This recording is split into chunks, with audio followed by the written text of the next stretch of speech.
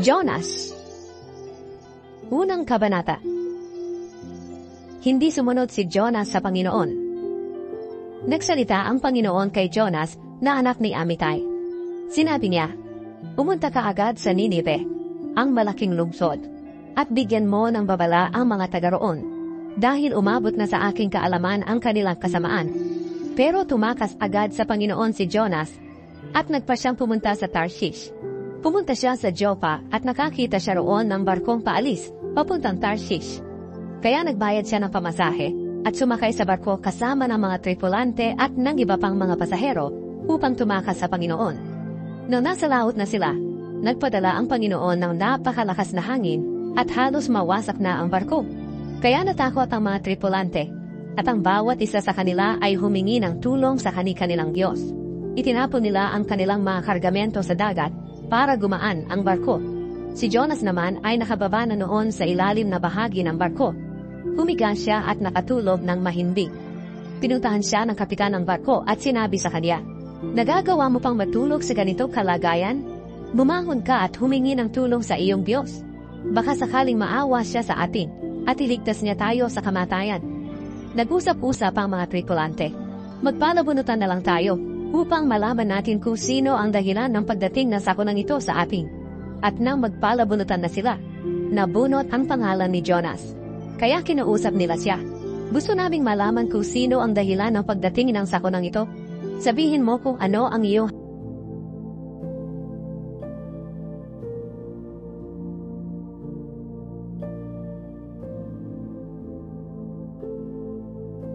Ang Diyos sa langit, na lumikha ng dagat at ng lupa. Kaya lubhang natakot ang mga tripulante, dahil sinabi na sa kanila ni Jonas na tumatakas siya sa Panginoon. Sinabi nila sa kanya, "Ano itong ginawa mo?" At nang lalo pang lumakas ang hangin, sinabi ng mga tripulante kay Jonas, "Ano ang gagawin namin sa iyo para kumalma ang dagat at nang makaligtas kami sa kapahamakan?" Sumagot si Jonas sa kanila, "Muhatin ninyo ako at ihagi sa dagat, at kakalma ito. Sapagkat alam kong ako ang dahilan kung bakit dumating ang napakalakas na hangin na ito." Hindi nila sinunod si Jonas. Sa halip, sinikap ng mga tripulante na sumagwan papunta sa dalampasigan. Pero nahirapan sila, dahil lalo pang lumakas ang hangin. Kaya tumawag sila sa Panginoon. Sinabi nila, "O Panginoon, nakikiusap po kami sa inyo. Huwag niyo kaming hayaang mamatay dahil sa gagawin namin kay Jonas. Huwag po ninyo kaming singilin sa aming pagpatay sa kanya, na hindi pa naman namin natitiyak kung siya na ay nagkasala. Pero alam po namin na ang mga nangyayaring ito ay ayon sa inyong kalooban." Kaya binuhat nila si Jonas at tinihagi sa nagnanalik na dagat at kumalma nga ito.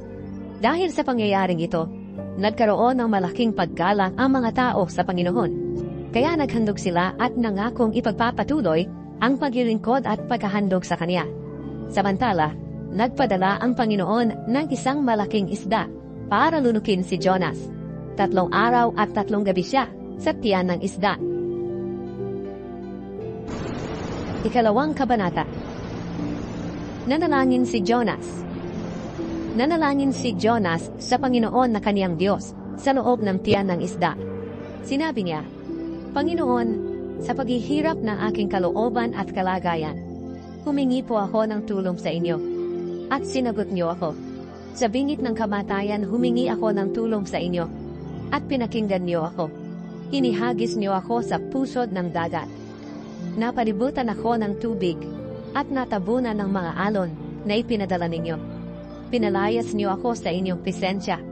Pero umaasa pa rin akong makakalapit muli ako sa inyo, roon sa inyong banal na templo. Lumubog po ako sa tubig, at halos malunod. Natabunan ako ng tubig, at ang ulo ko ay napuluputan ng mga halamang dagat. Lumubog ako hanggang sa pinakailalim ng dagat, at parang ikinulong sa kailaliman ng lupa magpakailanman.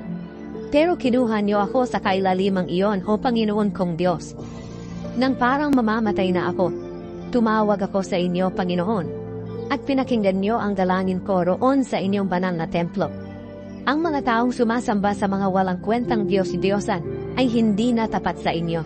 Pero maghahandog ako sa inyo ng may awit ng pasasalamat. Tutuparin ko ang pangako ko na maghahandog sa inyo. Kayo po, Panginoon, ang nagliligtas. Kaya inutusan ng Panginoon ang isda at iniluwa nito si Jonas sa dalampasigan. Ikatlong kabanata. Pumunta si Jonas sa Ninive. Muling nagsalita ang Panginoon kay Jonas. Sinabi niya, pumunta ka agad sa Ninive, ang malaking lungsod, at sabihin mo sa mga taga roon ang ipinapasabi ko sa iyo. Pumunta agad si Jonas sa Ninive ayon sa sinabi ng Panginoon.